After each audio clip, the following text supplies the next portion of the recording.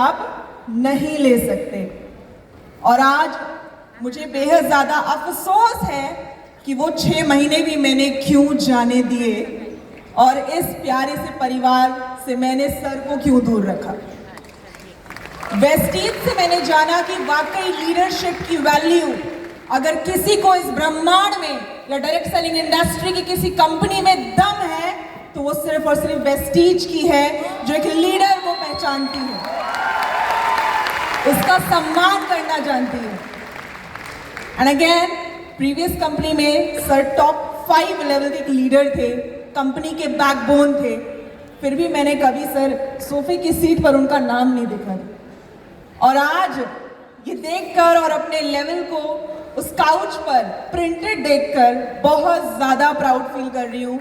And yes, जैसा कि मैंने कहा, इतिहास रचते हैं हम और आप नेटवर्कर्स, ये तो बस शुरुआत है, अंजाम अभी बाकी है।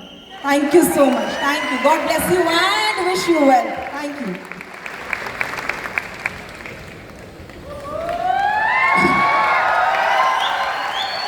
Thank you. कंपनी पर नज़र डाली और डायरेक्ट सेलिंग पर नज़र डाली, लेकिन जब वेस्टीज पर नज़र डाली तो इसने हम सब की ज़िंदगी बदल डाली। दोस्तों 9-10 साल कंप्यूटर सेंटर चलाया पंजाब में, उसके बाद 2010 में डायरेक्ट सेलिंग की ताकत को समझा और इस इंडस्ट्री में कदम रखा। एक छोटी सी इंसल्ट ने मुझे बड़ा बनने की सोच बना दी। स्टूडेंट लाइफ में 100% मार्क्स लेने वाला जब 135 रुपये एग्जामिनेशन फीस के लिए निकाल दिया जाता है तो उसके मन पर क्या बीत सकती है, तो समझ में आया कि इंसान की औकात एजुकेशन से नहीं पैसे से होती है। तो बीज डल गया उसी समय पर और कदम रखा डायरेक्ट सेलिंग में। 2010 में एक छोटी सी कंपनी से शुरुआत की, क्योंकि पहली बारी जब कोई व्यक्ति किसी कंपनी में आता है तो वही हालत होती है जैसा बच्चा माँ की कोख में आता है तो वो ढूंढ कर नहीं आता कि अंबानी के घर में जाना है। तो वैसे ही पहली एक्सपीरियंस नहीं होता, लेकिन जब एक मुकाम पर चले जाते हैं वहाँ पर दिन रात मेहनत की। सेकंड हैंड साइकिल से 4 साल में 8 कारें ली मैंने, और ऑडी Q3 मैंने 2014 में ली और 2015 में जैगवार ले चुका था 1 करोड़ की। लेकिन उस मुकाम पर जाने के बाद एक चीज़ मुझे जो दिखी, जो मोस्टली इंडिया में हर कंपनी में देखने को मिलती है, कि हम अचीवर बन गए लेकिन हमारे नीचे अचीवर्स की संख्या कितनी है। मेरे पास जैगवार है लेकिन मेरे नीचे मर्सिडीज BMW जैगवार वाले कितने मैंने तैयार कर पाया हूँ इस कंपनी में।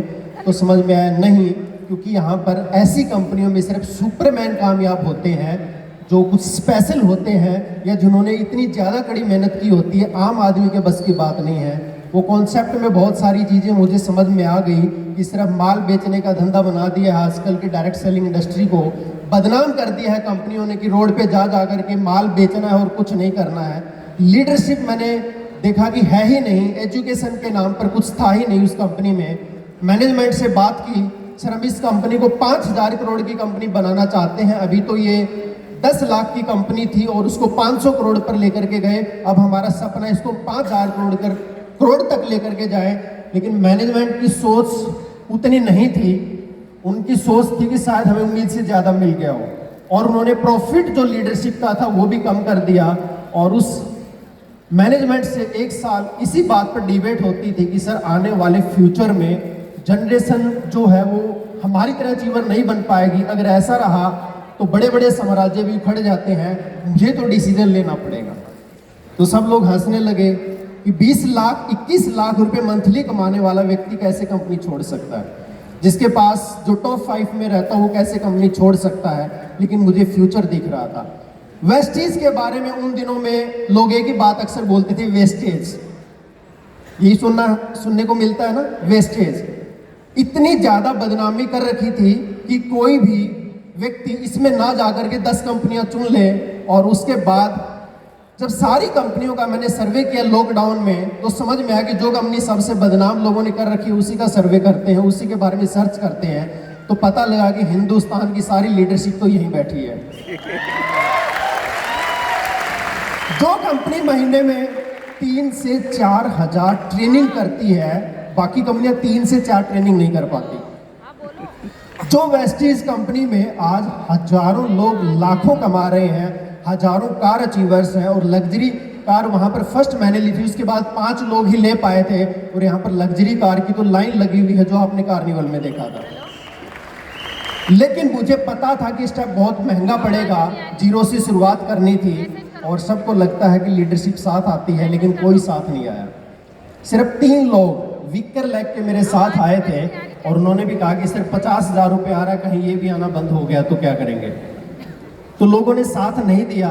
मेरे लिए बहुत बड़ा चैलेंज था। कंपनी ने मुझे पूरी लीडरशिप को एक ही काम पर लगा दिया था कि ये व्यक्ति काम ही ना कर पाए वहाँ पर, जब बर्बाद हो जाएगा वहाँ पर, इसको 6 महीने में इतना, इसके साथ कोई जाना नहीं चाहिए। सारी टीम को वहाँ हेड ऑफिस में बुला लिया गया, और उसके बाद फेसबुक, सोशल मीडिया, व्हाट्सएप, सब जगह से मेरा कॉन्टैक्ट ब्लॉक कर दिया, ताकि शिवकांत मिश्रा से अगर किसी ने कॉन्टैक्ट किया तो he will be terminated.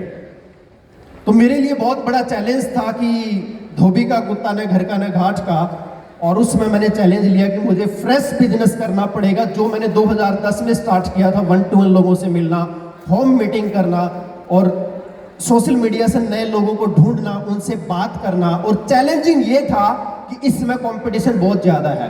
Market में छोटे छोटे भुनभुनाती कंपनियां बहुत भटका रही हैं लोगों को, और उस समय पर वेस्टीज ऐसे प्लेटफॉर्म को प्रमोट करना मेरे लिए चैलेंजिंग जरूर था। लेकिन जब मुझे ये सुनने को मिला कि इन्होंने ठान लिया है कि 5 महीने में इस व्यक्ति को हम जीरो पर ही रहने देंगे, और ये व्यक्ति को देख करके कंपनी के लिए एग्जाम्पल सेट हो जाएगा, तो मेरी मिसिस दीपशिखा मिश्रा जी ने मुझे चैलेंज किया। मुझे नहीं पता, इसी 5 महीने में आपको इस कंपनी को सबसे बड़ा जॉब अपनी कामयाबी से देना है। और मात्र 5 महीने में यहाँ से मैंने डबल यूनिवर्सल क्राउन डायरेक्टर का लेवल अचीव किया, और फर्स्ट टाइम मुझे इस कंपनी की स्टेज पर माइक मिला है।